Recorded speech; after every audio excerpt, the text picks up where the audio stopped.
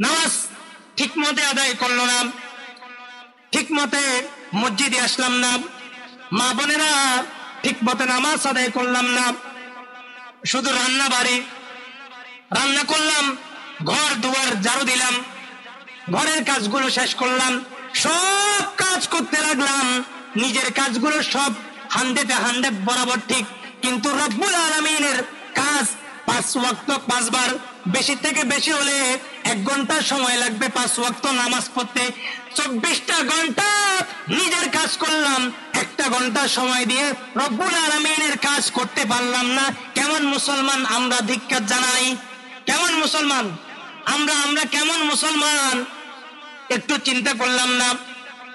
এই 5 ওয়াক্ত নামাজ 24 ঘন্টা তো আর মসজিদে এসে বসে থাকার জন্য বলে নাই, বলেছে 24 ঘন্টা। আল্লাহ কি বলেছে ও বান্দা 24 ঘন্টা মসজিদে বসে থাকো, শুধু ইবাদত করো? নাকি নবীজি বলেছে 24 ঘন্টা বসে থাকো মসজিদে? হ্যাঁ, বলে নাই।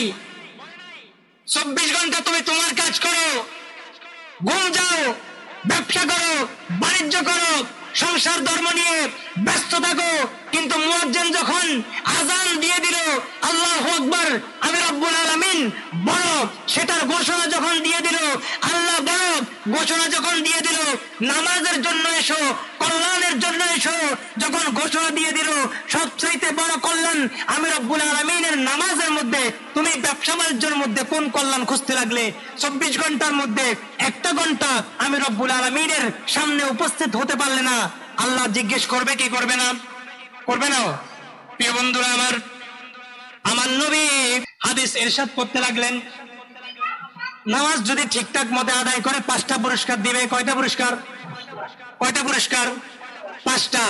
আর মেডিকেল সায়েন্স কি বলে জানেন? মেডিকেল সায়েন্স বলতে লাগলো, তোমরা তো মনে করো যে শুধু ইবাদতের জন্য নামাজ, শুধু কিসের জন্য? ইবাদতের জন্য নামাজ। আর বড় বড় ডাক্তাররাও বলে শুধু ইবাদতের জন্য নামাজ নয়, বলে সকালে এক্সারসাইজ করতে হবে না, ব্যায়াম করতে হবে না, 5 ওয়াক্ত নামাজ যদি কোনো বান্দা কোনো ব্যক্তি আদায় করতে থাকে, বলে ওই ব্যক্তির শারীরিক দিক থেকে কোনো ধরনের ব্যায়াম করতে লাগবে না।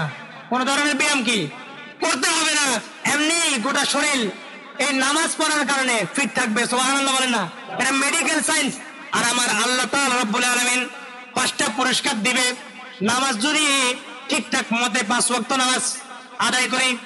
প্রিয় বন্ধুরা আমার নবী ডাক দিয়ে বলে করতে লাগলেন, মান হাফাজা আলা সলাতি আকরামাহুল্লাহু বিখামসিল খিসাল, বলে 5 ওয়াক্ত নামাজের প্রতি মানুষ যদি যত্নশীল হয় তাহলে আল্লাহ 5টা পুরস্কার দিবে। কয়টা পুরস্কার?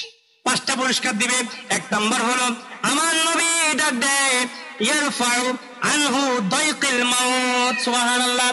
আমার নবী মুহাম্মদের ওয়ালা নবী ডাক দিয়ে বলে, ও উম্মত শোনো, 5 ওয়াক্ত নামাজ যদি তোমরা যত্ন সহকারে পড়ো, কি সহকারে?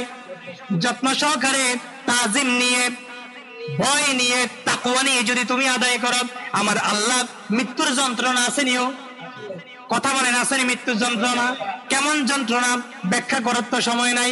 বন্ধুরে আমার নবী বলে 5 ওয়াক্ত নামাজ যদি যত্ন সহকারে তুমি আদায় করলা, বলে তোমার মৃত্যুর যন্ত্রণা আমার রব্বুল আলামিন লাঘব করে দিবে। সুবহানাল্লাহ। আমার রব্বুল আলামিন মৃত্যুর কষ্ট তোমাকে দিবে না, মৃত্যুর যন্ত্রণা তোমাকে দিবে না। 2 নম্বরে ওয়াযাবিল কবরি, কবরের আযাব আছে না? আমার নবী বলে 5 ওয়াক্ত নামাজ যদি যত্ন সহকারে পড়ে, বলে কবরের আযাব আমার রব্বুল আলামিন maaf করে দিবে। সুবহানাল্লাহ। আর 3 নম্বরে আমার নবী বলে ওয়ায়াতিহি বিয়ামিনি, আমলনামা ডান হাতে দিবে। কোন হাতে? জাহান্নামী যারা তাদের আমলনামা দিবে বাম হাতে। কোন হাতে? বাম হাতে। আর জান্নাতি যারা তাদের আমলনামা আমার রব্বুল আলামিন দিবে ডান হাতে। বলে 5 ওয়াক্ত নামাজ যদি ঠিকমতো আদায় করলা, আমার রব্বুল আলামিন বলে আমলনামা ডান হাতে দিবে। সুবহানাল্লাহ। প্রিয় বন্ধুরা 4 নম্বরে আমার নবী বলে ওয়ায়ামুরু আলা সিরাতিকাল বারকি, ওয়ায়ামুরু আলা সিরাতিকাল বারকি, বলে ফুল সিরাত, যেই ফুল সিরাত পার হওয়ার সময় কোটি কোটি মানুষ নিচে পড়ে যাবে, চুলের চাইতে চিকন, হীরার চাইতে ধার, বলে সেই ফুল সিরাত আমার রব্বুল আলামিন সেকেন্ডের মধ্যেই তোমাকে পার করে দিবে। চিৎকার দিয়ে বলুন না সুবহানাল্লাহ।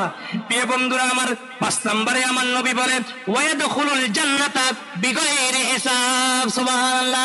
আমার নবী ডাক দেয়, ও উম্মত শোনো, 5 ওয়াক্ত নামাজের প্রতি যদি তোমরা যত্নশীল হও, বলে আমার রব্বুল আলামিন তোমাকে বিনা হিসাবে জান্নাত দান করে দিবে। সুবহানাল্লাহ। তো হিসাবে যদি না নেয়, আর কোনো টেনশন আছে? কথা বলেন, আর কোনো টেনশন আছে নি? টেনশন নাই। তাহলে সবচাইতে বড় কথা হচ্ছে নামাজ আদায় করতে হবে। কোন ধরনের ব্যস্ততার কারণ দেখিয়ে, কোন ধরনের কাজের কারণ দেখে নামাজকে তরক করা যাবে? কথা বলেন, নামাজ তরক করা যাবে না।